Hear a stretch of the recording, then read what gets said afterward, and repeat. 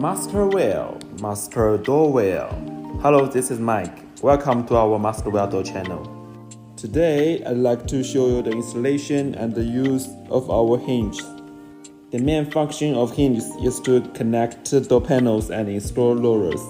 Before installation, we need to determine the number of hinges. And the number of hinges is determined by the number of door panels. American standard single door needs 9 pieces hinges, and the American standard double door needs 15 pieces hinges. Generally, the no-finger protection hinges are divided into number 1, 2, and 3 hinges. The common hinge thickness of master wheel is G14. Master wheel always ensures the safety using of garage doors. We promise high quality, high guarantee. And that's all for the video.